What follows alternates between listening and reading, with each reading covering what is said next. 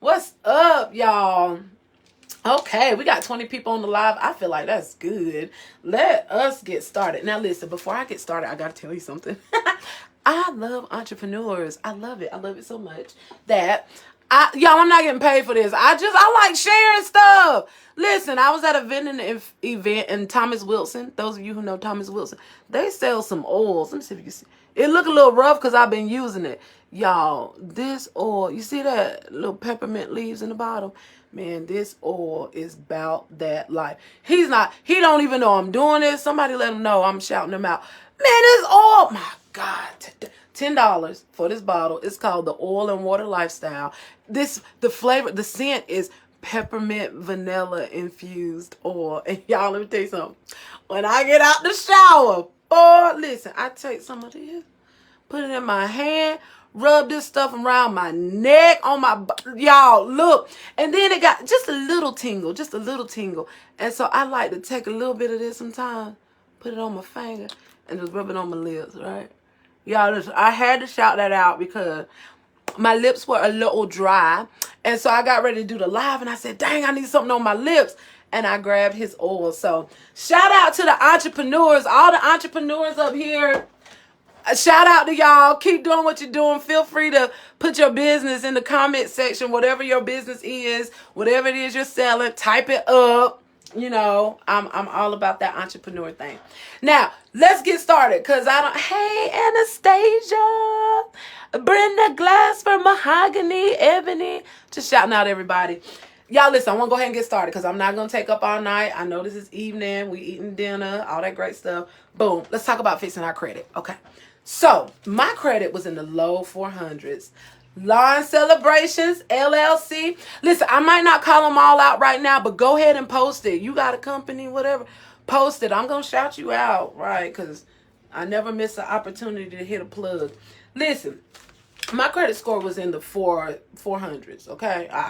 Ooh, that's embarrassing, isn't it? That's embarrassing.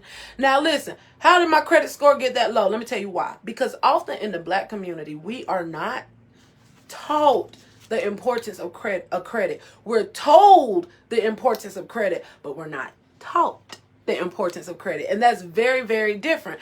Often in the Black community, what we're taught is the struggle. You're taught how to survive. You're taught how to rob Peter to pay Paul. You're taught how to stretch make $1 out of 15 cents. You're taught how to make $1 out of 15 cents. You're taught how to survive, you know? And so we grow up learning how to survive. We learn how to hang up on bill collectors. We know how to say, if I ain't got it, you ain't getting it. It is what it is, you know? And so we're taught that. And, you know, so at least I was taught that. And I know many other Black folks is taught that too. I'm just gonna tell it like it is, right? So I'm up here, a grown woman, credit score in the 400s and something, and I'm just sitting up here like, my God, today. Now this went on for years. I mean, years and years and years and years and years, until finally I said, I got to clean this credit up. Now it wasn't like on my first try I cleaned up my credit. I had tried to clean up my credit before that, and it just behaviors and habits cause you to go right back into a bad financial report. Okay, so but finally I got it right. And let me help y'all. Okay, anybody whose credit isn't quite where you want it to be, let me help you a little with what I have learned and what has helped me. Okay, so my credit score went up for the 4 something up to 750, and each month it keeps going up. I'm not in no program. I'm not paying somebody to help me fix my credit. And y'all, it's not hard. It's not hard. Okay. So let me give you the strategy. Step 1. You have to pull your credit report. You can't fix your report. You can't fix your credit unless you know what's on it. Okay. I'm going to take these glasses off for a minute because them big green circles are distracting me. Okay. Listen. Step 1. You have to pull your credit report. Once you pull your credit report, you will know what's all on there. Okay. That's step 1. Now, I pull mine off of Credit Karma. When you pull it off of Credit Karma, it's going to give you Equifax and the TransUnion credit score. To get the third one, Experian, you go on the Experian website and this is free, y'all. Everything I'm saying is free. You go on the Experian website and that's how you get your third credit score, right? That's how you pull your reports. Free. It costs no dollars and no cents. All right? So that's step one. Step two, what you going to do? After you pull that report, whatever's on your credit, whether it's your account or not, whether you did it or not, dispute everything. Put my glasses back on. I'm cutting up. Let me put the disclaimer out again. Turn your volume down, okay? Because I might bust your eardrum. I'm loud. It just is what it is. Now listen, when you pull your credit report, dispute everything. I don't care if it's yours or not. Dispute it. When you you might wonder, what she mean by dispute? What she mean by dispute? Let me explain something to you. I'm gonna give you a real simple example that makes a lot of sense. Okay, when you pull up your credit report, sometimes it's junk, it's mess on your credit report. A dispute is like a leaf blower that goes in and blows all the bad stuff away, blows all the leaves away. So you just start disputing everything. I don't care what it is. Student loans, dispute it. You got a car repossessed or you sent the car back, dispute it. Credit card, dispute it. Health bill, dispute it. And you might say, well, how do you dispute it? Well, if you go on Credit Karma or Experian, there's a little section, there's a place up there where when you click on your accounts, you click on dispute this account. Now, I know how Credit Karma works. You dispute it one at a time, right? So it will only let you dispute them one at a time. I don't care. Dispute it, right? Now, when you dispute it, this is what you're going to say. You're either going to say, this is not my account, or you're going to say, the information is not accurate, right? Now, let me explain to you how disputing works, at least to my understanding how it works.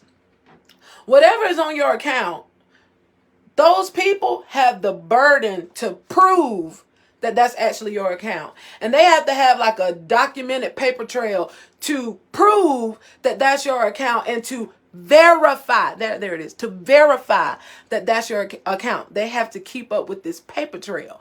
If somewhere along the way they did not keep up with everything in that paper trail, when you dispute it, if they cannot verify everything, that thing falls off. That thing falls off your credit, to my understanding. So, step one, pull your credit report. I like using Credit Karma. And step two, dispute everything. Dispute. Now listen, it's either going to disappear or it ain't. It either is or it ain't, okay? If it disappear, yay. Good job. Those are the leaves that got blown away. Now listen, some leaves aren't as easily blown away, okay? So after you come through with your leaf blower, disputing, trying to blow all the leaves away, some of them leaves aren't going to get blown away because they do have the paper trail and they are able to verify that that account is yours and they have it documented. So it's still up there. Now what do? You go to step three. And this is it, y'all. It's just 3 steps. Step 1, step 2, step 3. Here's step 3. Step 3, after you have disputed an account and you know it's yours. Now look, it's one thing if it's not yours. Like, it's an account up there where you're really like, well, where in the world did this come from? And I don't recall this account. No, if it's your account and you know that's that car that went back, you know that's that car that got repossessed, or you know that's that, y'all listen, you know it's that phone bill that you had that with that contract with Verizon that you didn't pay, and that thing is on there. Okay, you try to dispute it, it didn't fall off, and you know that's your account. Now you move to step 3. And this is the last step, y'all, seriously. Step 3. Step 3 depends on the age of the account, okay? The account can only stay on your credit for 7 years, and then it falls off.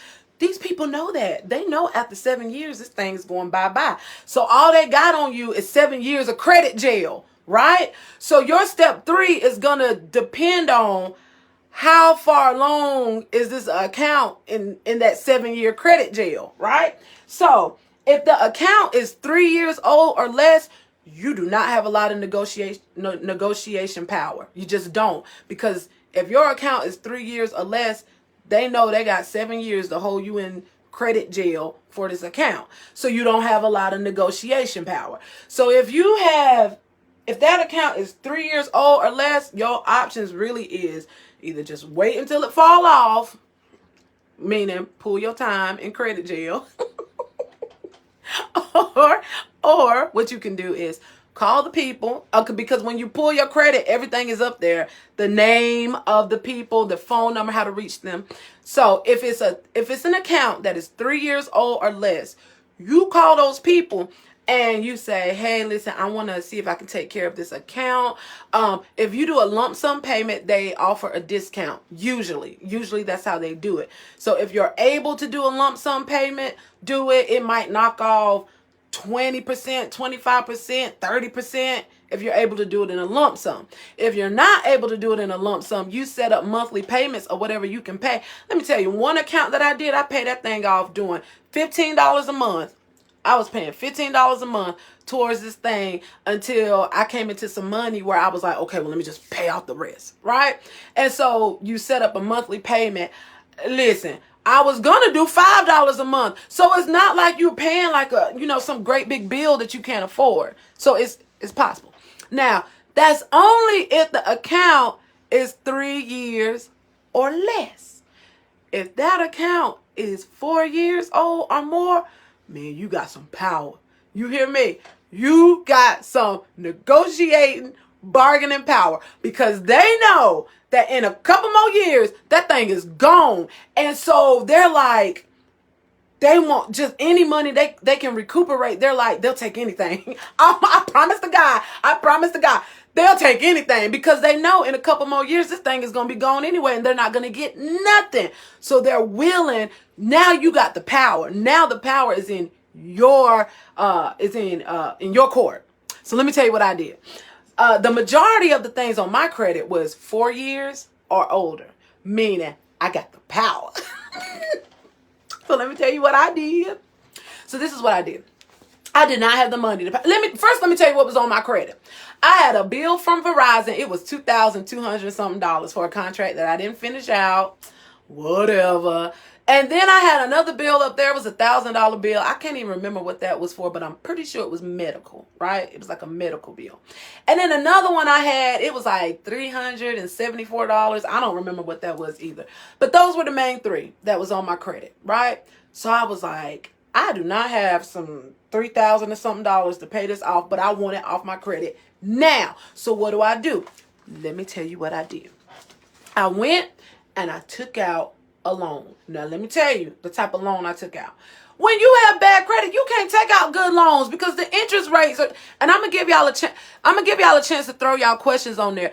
And if you already have questions, you can go ahead and start typing them into the chat thing, and I'll answer whatever I can to the best of my ability. But let me just go back, because somebody on this live is watching.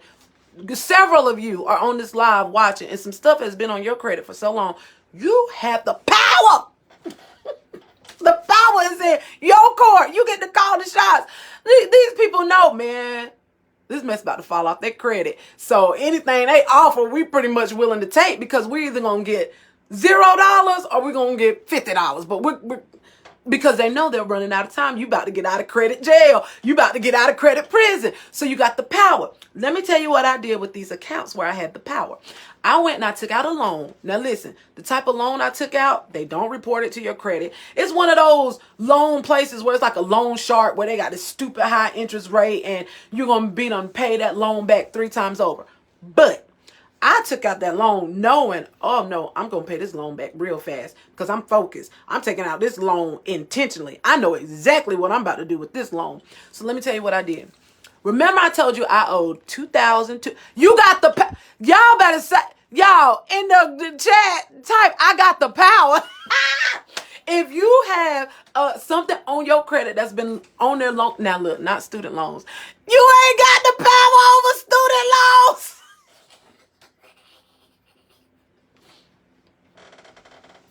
Now, I put a disclaimer. I told you I was going to bust your eardrums. Look. Uncle Sam ain't going nowhere. Uncle Sam ain't going nowhere.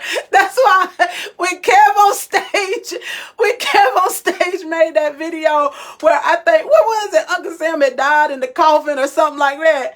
And Kev on stage leaned over him. Boy, I hollered. Uncle Sam ain't going nowhere. So listen, I'll tell you a little bit about they are the devil. Mahogany, they the devil. Shiva paid them off. Shiva good. Listen, I ain't there yet. Them student loans still set. But my student loans are in good standing. So I'll talk to you a little bit about that too. But listen. Listen. Uncle Sam won't go nowhere. But listen. Outside of Uncle Sam. We're not talking about Uncle Sam. The student loans, they going to be there. Right? But listen, the other loans, the other stuff that we get on our credit, if it's been on there 4 years or more, you got the power. So let me tell you what I did. I owed Verizon $2,200. For some health thing, I owed $1,000. And for some other thing, I don't know, $374. Altogether, that's like $3,000. I owed like $3,500 something in debt, not counting student loans. Now, I told you I went and took out a loan for $2,000, right? Only $2,000. I had a purpose when I did this. And let me tell you what I did. I got on my credit report. Verizon was the biggest bill. I called them first. And this is what I said. You can write this down, or if not, this live will be posted so you can take what I said word for word and go use it for the things on your credit. I called Verizon and listen, nobody, don't tag Verizon on this. I don't want them to know what I did. I'm giving you strategy. Shh, it's a secret. Now listen, this is what I did. Called Verizon and I said, hi, this is Jessica B. Smith. Who do I need to speak to about settling my account? I owe some money and I want to know who do I need to speak to about settling my account. They said, one moment. They sent me to another department. When I got to the other department, the guy answers the phone and he says, yes, Miss Smith, you're calling to settle your account? And I said, yes, I would like to settle my account, but let me let you know. Now listen, I had already decided I'm only paying $800 to settle this account. I ain't paying no $2,200. The loan I took out won't even $2,200, right? I was like, Verizon ain't about to get all my money. So in my mind, I had already decided I'm paying $800 and nothing more. Listen, I'm in prison jail. Y'all about to fall off soon anyway. You better take these crumbs. So let me tell you what I did. Because I knew I only wanted to pay $800, I dropped lower. I said $700. When the man answered the phone, I said, sir, listen, I would like to settle this account. All I have is $700 to settle this account, and I want to pay it today. The guy was like, okay, hold on. Let me speak to my supervisor. He put me on hold. I'm waiting. He flips back over and he says, my supervisor said we could settle that account for $900. I said, I'm sorry, I don't have $900. And he was like, what's the highest you can do? I said, to be honest, I can't do any higher than $800 because even $800 is a push for me. Now, listen, I know I won't be completely honest. They won't get all my money. Like I had a strategy. I said, look, I'm sorry, sir. $800 is the highest I can go. And even that's going to be a push for me. That's pretty much all I can do. He said, one moment, let me flip over. He flipped over, came back over, and he said, ma'am, we can settle this account today for $800. I owed $2,200. They settled that thing for $800. Now, this is what I said. I said, sir, can I get that in writing that we can have this, that I can settle this account for $800? Is there any way you can send that to my email? I want that in writing, because what I'm not about to do is pay $800 and then you send me a balance of $1,400. The devil is a lie. So he goes, yes, ma'am, we can send that over to you. We'll send that over to you now. I waited until my phone dinged and showed that agreement about the account being settled for $800.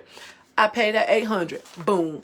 That $2,200 account, gone, right? Turned around and did the same thing for the $1,000 account. Called them, same story. I think I settled that account for like $500, half. Now the 347 one, I could have paid that off in full, but I was like, look, I'm on a roll. I said, I'm on a roll. I called them. All I have is $150. Can I settle this account? Y'all, settled. All three accounts gone for $800 plus $500, that's $1,300 plus $150, $1,450, which meant I still had like $600 of the loan that I took out to cover all of that stuff. I took the $600 that was left over, paid it back on the loan that I owed, and paid the rest of that loan off so fast, man. Y'all, that's how I did it. That's what I'm telling you. With that, if it's on your credit for 4 years or more, you got the power. Those people, you throw them crumbs, they're going to take those crumbs. Okay, so that's it. Step 1, pull your credit report, Credit Karma, and Experian. Step 2, first dispute everything. Don't matter if it get taken off or not. Just at least try. Y'all, a lot of stuff fell off my credit just by disputing it because they couldn't verify the account. They didn't keep up with that paper trail. That's on them. That's on them if they can't verify that account. That ain't on me. And then step 3, the stuff that did not fall off when I disputed it, I settled that thing. I settled the ones that, listen, for crumbs. That's pretty much it. Let me roll through these comments and see. I paid them already. Student loans are the devil and is. Girl, not by choice. They took my taxes for you. Ah, Shiva, dang. Let me tell you about that. The student loans. Same. Talk to them. Yes, I know that's right. Any questions about any of that? Let me say it one more time what I said, because you can do this word for word. When you get the number of those people off your credit report, you call them. Hi, my name is Jessica B. Smith, and I want to know who do I need to talk to discuss settling this account. That's what you say. When they get you to the right people, you don't wait for them to give you a number to settle the account with. You put the number out. Go low first because they're going to try to make you go higher. So it's the whole negotiating thing. Like, go low first, and when they call you higher, go higher, but make it seem like it hurts. All right, like, I don't know if I can do that. Let me see. I think I can. Let me, right. Okay. Any questions about any of that? Because that's pretty much it, y'all. That's how you do it. Step 1, step 2, step 3. Boom. Credit score go up, boy. When you dispute stuff and it fall off, credit score go up. When you call and settle those accounts, make sure you ask them, once you settle it, ask them, put a request for them to remove it from, because you would think just off the top of your head they're going to take it off, but you have to put in a request for them to remove it off of your credit report. Good stuff. Okay, Rhonda, I'm glad this is good stuff. Okay, I don't see any questions, so I'm just going to go on to the next stuff because let me see the time. I'm not going to be on here long, y'all. 7:30. Okay, good time. Okay, now listen. People go, well, should I get a credit card? Let me help y'all. Thanks, sis. This was good information. Shiva! Let me help y'all with this credit card thing. Nobody taught me about a credit card. And let me tell you, I knew a credit card could help build your credit. Messed around, got a credit card, paid on my credit card every month, the payment that they sent, and watched my credit score go down, down, down, down, down, down. I said, what in the world is going on?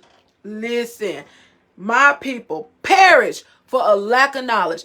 Is the request for the removal on the app, or is that separate? It's separate, Christina. You got to call in there and literally speak to a person and request them to remove it from your credit report. Like, you literally have to ask them. Thanks for your wisdom, ma'am. Yes, talk about these credit cards. Let me tell you about these credit cards. Man, because people say bad things about credit cards because they don't understand how a credit card works. And so they go get a credit card and watch their credit score go down instead of go up. Let me help you. Because this is important. Nobody helped me. I had to learn this the hard way and got mad while I was learning it. When you get a credit card, it will make your credit score go up, and it will make your credit score go up quickly, right? Here's the downside to a credit card. If your credit card has a $500 spending limit, you should not spend more than $250. The moment you go over $250, your credit score is going down. I don't care if you pay that thing every month on time, it's going down. If you have a credit card with a limit of $1,000, you shouldn't spend no more than $500. The moment you go over $500, I don't care if you pay that bill on time every month, your credit. Okay, what else? Cut it in half. So you might say, Jessica, why? What in the world? That's crazy. Listen, a credit. Okay, watch it. So when you get a credit card, it's saying you have this much credit, right? Okay. If you use this much credit, you have maxed out your credit usage, which makes your credit score go down, right? Okay, if you got this much credit and you only use this much, it means you have this much still available. The more credit you have available to you, the more your score goes up. The less credit you have available to you, the more it goes down. Don't nobody tell you that. You're going to learn that the hard way. So if you got a credit score, Right, 30%. Really, 30% is the best way to go, Shanika. Because even if you do 50%, you. Whoo. So if you got a credit card and it's a $250 credit card and you use $250 every month, but you pay on it every month, man, you messing up that score. You'll be looking at your score like, what's going on? Rainey said, best to stay under 10%, no more than 30% utilization, and paying the balance before the reporting date. Y'all, this is important. It really is, right? And the reason why is because a credit card is saying, I have this much of credit, this much credit usage available to me. And if you use all of it, that's bad, right? So you keep it on the low end, just like they said, it's best to use 30% and lower. And whatever your bill is, if they send you a bill for $25 a month, double it. Don't pay 25, pay 50. Pay that thing down. Whatever you use, pay it down. Turn around and use it again, but pay it down. Okay? So if you don't do that, what you thought was going to make your score go up is actually going to make it go down. So they say $1,000 spending limit. Don't get excited by that $1,000. Look at it as just $300. Say, I got $300. $250 spending limit. Half is $125. So I would say a $250 card. Say, I got $100 to spend like that. Like that's it, right? So I hope that helps somebody, because credit cards will mess you up if you don't understand that, and you'll be paying your bill every month and not wonder why your score is going down, down, down. Down, down, down. Okay, and that's it. That's pretty much it. The last thing I was going to say, is this, y'all. It don't matter if you clean your credit and then you don't have good behaviors with your money. You have to learn new behaviors, okay? So you go clean your whole credit, make it look real beautiful, and within a year or two, if you continue bad behaviors, all you're going to do is mess it up again, right? So you have to really work on self-discipline to change the way you handle things. Don't wait to due dates to pay stuff. Matter of fact, what I would say is we are a phone generation. Put the due date of your car payment, put it in your phone, pay it early. The due date of your credit card, put it in your phone, pay it early. Don't just do it for your credit stuff, do it for your regular bills. And I'm talking to myself too. Your light bill, put it in your phone so alarm will go off, and pay it early. Your water bill, put it in your, so you can avoid these late fees. Man, these late fees is taking money from us. I'm just being real. And I'm speaking for myself because I was taught that you pay it on the day that it's due, or pay it by the grace period. and learned behaviors, they're sometimes hard to break. So you got to just begin reprogramming yourself and doing things differently, y'all. We want some black wealth, okay? We want some black automatic drafts is a good way to go. I'm going to say something and I want to help somebody. You can call your lenders and find out the reporting date. Yep. The phone number's on there. Call your lenders and find out the reporting date. See, y'all, we're learning together. This is good. You have to refocus your mind and spending on a credit card. Yes. Good information. Very practical. Great. I hope this is helping somebody. Let me tell you something. I'm about to say something that some folks ain't going to like me. I don't care, because I'm going to say it because it's going to help you. Listen. I'm going to say this and I'm going to put myself out there so that you won't feel bad if I'm talking to you. I used to live, me and my husband both, we used to live on overdraft. I'm just being honest. We used to live on overdraft. If you don't know what I mean, let me explain what I mean. When your bank lets you overdraft high amounts, and then when your money hits, when your check hits, you just so far in the negatives. When your check hits, all it does is bring you back to a positive or a little over positive, which means you have to turn right around and overdraft again just to continue paying your bills. Let me tell you something. Overdraft is a curse. I don't care what you say. Overdraft is a curse. Overdraft, any cycle that has a negative impact on you is a curse. Okay? Overdraft is a cycle that you get sucked into and you don't even know how to come up out of that thing, because it's like, I literally need this to pay my rent next month. I literally need this overdraft to pay my light bill. It's a cycle. And I'm telling you, when you get stuck in that thing, you don't even know how to come up out of it. I'm speaking from experience. Man, my overdraft was so bad. I lived $1,000 in overdraft. Can I be honest?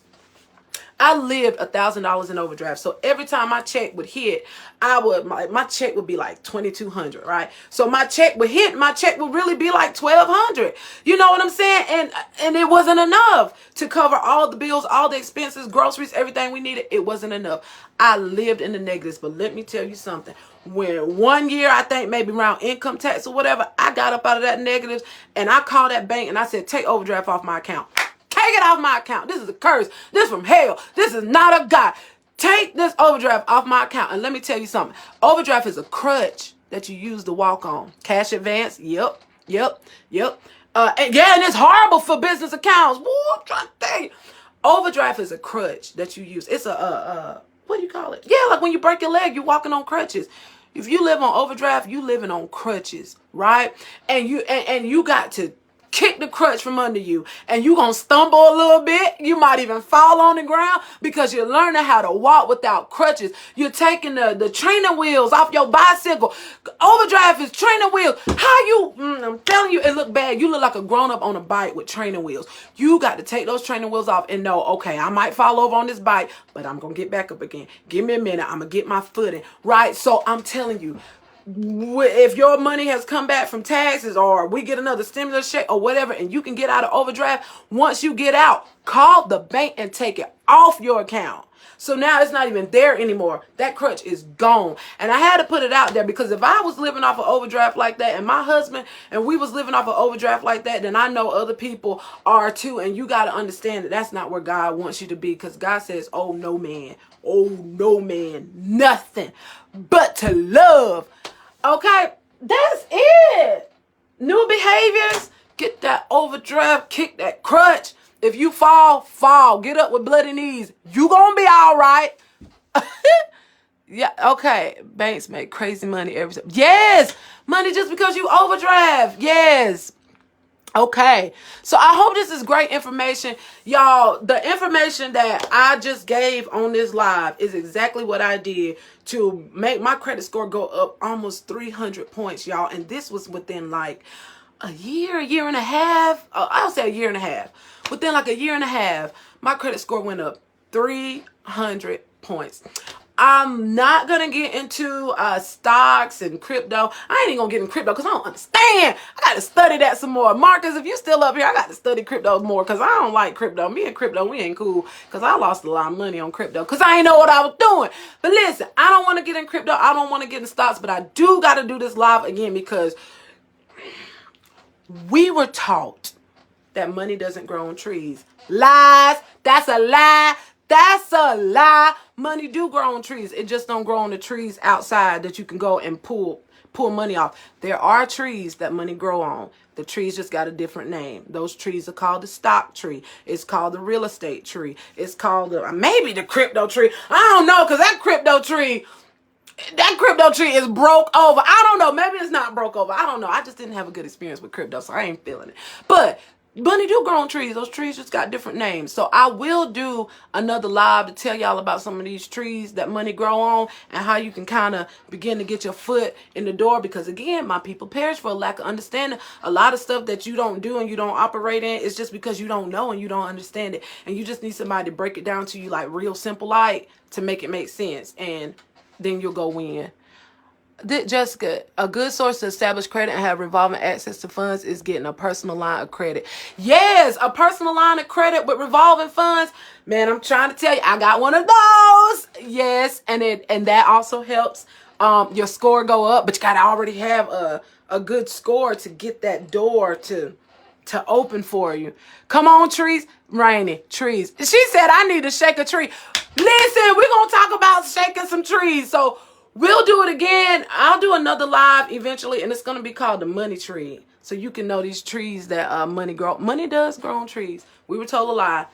And let me tell you something. I'm not racist, but white folks know those trees that money grow on. They got a backyard full of them daggone trees, and we all still sitting up here living payroll on payroll trees.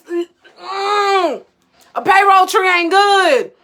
A payroll tree is not good. It'll cause you to survive, but it won't cause you to thrive. Okay. Glad I tuned in. This is great. Come on, trees. I need to shake a tree. You better shake a tree. Yep, they should. Yeah, I'm it. I'm it. I mean, I'm it. I'm done. This is it. I'm done. Uh this was good. Praise God. I'm glad this was good. I just want to be a blessing. Y'all, I don't have no plug. I'm be honest, I'm not an accountant. I didn't go to school for this. I don't necessarily want to work with anybody one-on-one. Listen, I don't. But if somebody do want to talk to me individually, go on look at the link in the bio. It's like Linktree/Jessica B. Smith. I do have a booking thing where you can it's mostly for filmmakers and book writers and stuff like that can book me. But if you want to go book me to have a one-on-one conversation about your specific situation, I'm willing. But I do want you to know I did not go to school for this. I'm not like certified anything. I'm just telling you how I made my credit score go up 300 points, and it's working for me, and how I'm maintaining it. And that's all. I'm done. Thank you all for tuning in. Enjoy the rest of your night. Go eat dinner. Go eat something. Shout out to all my entrepreneurs. Y'all, there's a lot of entrepreneurs on this feed, and I would highly suggest for people to just, go through the feed, connect with these entrepreneurs. Y'all are doing great things. You can add kids on credit cards as a user to help build their credit. Really? See, Marcus, I didn't even know that. When you say kids, is that like a certain age or see, this is good. Anybody else, if you got, see, I don't consider me knowing everything. I'm always a student. I'm always learning. So you all are teaching me things even here. If there's anything else somebody want to drop, age 16. So Marcus shared that as long as your child is 16 or y'all, I gotta do another live because there's something I forgot to tell y'all, but I don't want to. I want to get off the live, so I will do another Money Black Wealth live because there's something I forgot to tell you, and it's very important. But Marcus said as long as your child is 16 or up, you can add them to a credit card to help build their credit. That's good. And Michelle said she added her daughter. So, woo, look at that. My daughter.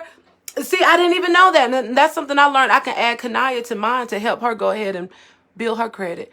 Rainy said, I assist with business credit. So if you want to link, let me know, lady. Rainy, we going to link. And anybody else here who need business credit and stuff like that, Rain Evans, y'all see her in the comment section. Link with her. She does business credit. I don't do business credit. I am PNE. I don't know what that. Great job, Brother Manuel. Hey. Y'all, listen, I'm done. Feel free to continue leaving comments. I'll go back through and try to respond to whatever comments that you might leave when I'm not on this live. I hope this bless you. Please implement step 1, step 2, step 3 that I talked about earlier in the live. And listen, I don't want any money. I'm not doing this for money, but I do want something. This is what I want you to do. If somebody goes back and implement any of this and your credit score goes up, I want you to reach back to me and contact me and let me know, Jessica, that live helped me. I did exactly what you said and XYZ happened. That's all I want. I want to hear your testimony about your winning season, about your score that jumped so high.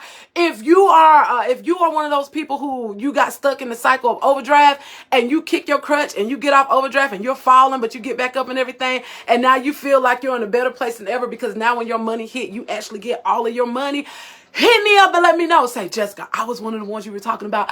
I kicked that crutch, and I'm telling you, it's a different feeling to know when your whole check hit, you get your whole check. It's a different feeling.